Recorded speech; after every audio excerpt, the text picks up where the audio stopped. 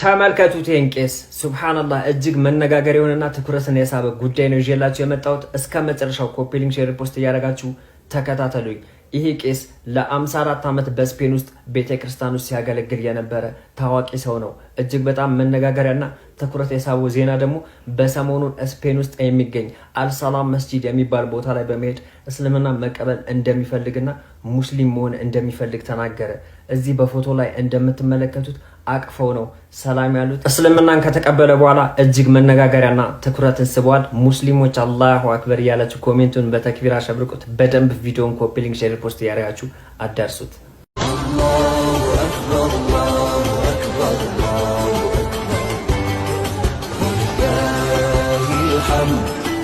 የዚህን ሰውዬ ንግግር ያልሰማ ሰው ይኖራል ብዬ አላስብም። ምክንያቱም የሰሩ ቪዲዮ ማለት ነው በጣም ቫይራል ስለወጣ ሁሉም ሰው ሰምቷል ብዬ አስባለሁ። ያልሰማችሁት ግን እቺን ቦታ ብቻ ለትምህርትም ይሆናል ሰምታችሁ ይለፉ። እኔ በጣም ትምህርት የወሰድኩት ነገር በኖረኝ በቃ እቺን ቦታ ስሙ እስቲ። እዛም ሚዲያ ላይ ያንተን ኒዕማ የሚያየው በሙሉ ሶስት ሰዎች ናቸው። አንደኛ አንተን አንቺን የሚወድ ባረከላሁ ለክ ወባረከላሁ ፊክ የሚል፣ ሁለተኛው ሐሲድ ነው ጥፋትህን የሚመኝ ነው። ሶስተኛው አንተ ጋር ያለው ኒዕማ እሱ ጋር ስላሌለ የሚቀና ነው ያለው ሳያስብ። እኔ ደላኝ መኪና ገዛው፣ ወንድሜ ደግሞ መኪና አይደለም ጫማ መግዛት የጠና ወንድም ባለበት አካባቢ ላይ ምንድነው እኔ ሌክጀሪ መኪና ገዛው፣ ሌክጀሪ ቤት ሰራው፣ ሌክጀሪ ማን ገዛው ብዬ መለጠፌ ምንድነው ከዛ በኋላ የሚመጣው ለመጥፋት ካልሆነ በስተቀር ይሄ ያላዋቂነት አርፈናል ብለን የመጃጃያ አንዱ ማሳያ ነው። ሚስቱ ወለደች፣ ከሐኪም ቤት ይዞ ሲመጣ ሌክጀሪ መኪና ገዛው ብሎ ቪዲዮ ላይ እሺ ምን ይሁን? ሚስቱ ወልዳ እኮ ሐቢቢ አንተ ሌክጀሪ መኪና ገዝተ ሚዲያ ላይ ለጥፋል ስለሰጣት። ሚስቱ ወልዳ እኮ ዱቄት ገዝቶ የሚያጎርሳትን ያጣ ማህበረሰብ ያለበት ነው። ቤቢ ሻወር ብላችሁ ኬክ ትቆርጣላችሁ እህቶች። እህታ አንቺ መሰል እህት ጎረቤትሽ አክስትሽ ምናምንሽ እኮ አርግዛ መውለጃዋ እየቀረበ ምናልባት 3 ኪሎ ገብስ የምታስፈጭበት ብር የሌለው ማህበረሰብ መሃል እኮ ነው ያለነው። እህትሽ ጓደኛሽ አክስትሽ ምን ይሁንሽ? ቤብስ ኬክ ስለቆረጥሽ አንቺ ቤቢ ሻወር ስላልሽ ምን ይሁንስ? አስሉ ምዕራባውያን ያመጡብን ነቀርሳ ነው። ቤቢ ሻወር ትርጉሙ ራሱ ገብቶናል። ቤቢ ሻወር ማለት ምን ማለት እንደሆነ ፈረንጅኛው ገብቶናል ትርጉሙ። እኛ ያሳፍር እኮ ነው ትርጉሙን ብናውቀው ነው እንኳን ሚዲያ ላይ ወጥተን ልንለጠፍለት ቀር። ስለዚህ እንደው ቆም ብሎ ማሰብ ይሻላል። መጀመሪያ ጊዜ መስቀል አንገቴ ላይ አድርጌ አረፋ ሰላት ወጣው። አረፋ ሰላት ወጥቼ ሰላት ሲሰገድ መሀል ላይ ተቀምጬ ነበረ።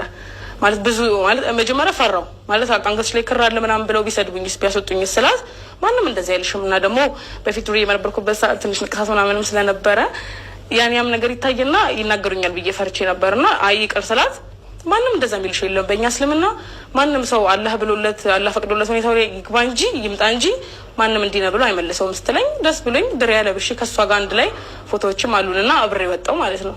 ከዛ መሀል ላይ ተቀመጥኩ፣ ተሰገደ ምናምን ጭራሽ ያን ነገር ሳይ ወላሂ አልহামዱሊላህ በጣም ከሚባሉ በላይ ነበር ፍላጎት ጨምሮ የነበረው። ከዛ የዛን ቀን ያን ፕሮግራም ጨርሰን ወደ ቤት ስንመለስ የጓደኛዬ እናት የት ሄዳችሁ ነው ምናምን አለችን። ከዛ እንደዚህ ዛናት ሄድን እኮ እና ሀና ብለው ነበር ሁሉም የሚጠሩኝ ቤታቸውና እኔ እቺ ልጅ ኮን በኋላ ሀና ብዬ አልጠራትም ብላ ሙና ነው ምላት አለች። ከዛ እንደ ቀልድ የዛን ቀን ሙና የሚል ስም ወጣልኝ ማለት ነው። ከዛ ጭራሽ ሙና የሚለው ስም ሲሰጠኝ ወላሂ ሙስሊም የሚከክል ነው ስሜቱ ሲሰማኝ የነበረው። የዛን ቀን አብሬ ከነሱ ጋር አረፋ ሰላት አብሬ ጨርሻለሁ፣ ሰግጃለሁ፣ ሁኔታውን አብሬ በዓል አክብሬ ያለው ጨርሼ ወደ ቤት ስመለስ ማዘር አውቃለች በቃ እንደበላው ገብቷታል። ከዛ ሄደሽ እንትን ብለሽ መጣሽ አይደለም ምናምን ብላ ተናገረችኝ። አይ ምንም አላረኩም ምናምን ብዬ ለመደባበስ እንደዚህ ለመሸፋፈን ሞከርኩ፣ ግን ገብቷቸዋል። ከዛ እንደዛ እያለን ያው ግን አሁንም ቢሆን ሁኔታው የዛን ያክል እኔ እንትን ያለልኝ ነገር ስለሌለ ዘመድኩን ብቸኛ ሚስት ከመሆን የአቡኪ 10ኛ ሚስት ብሆን በሰላም መኖር ይመስለኛል። ዘመድኩን ላይ ያለው መንፈስ እንደምታውቁ ነው፣ እብድ መንፈስ ነው። ያስጮሃል፣ ህዝብን ያባላል፣ ሀገር ይበጠብጣል፣ ያሸብራል። አቡኪ ላይ ያለው መንፈስ ግን ካልም ነው፣ ያከብራል፣ ራሱን ያከብራል፣ ትዳሩን ያከብራል። ጸጥ ያለ መንፈስ ነው። ይሄ በብጥብጥ ማያምን መንፈስ ነውና የአቡኪ 10ኛ ሚስት ብሆን በሰላም መኖር ይመስለኛል በየነ ማምነው ነኝ።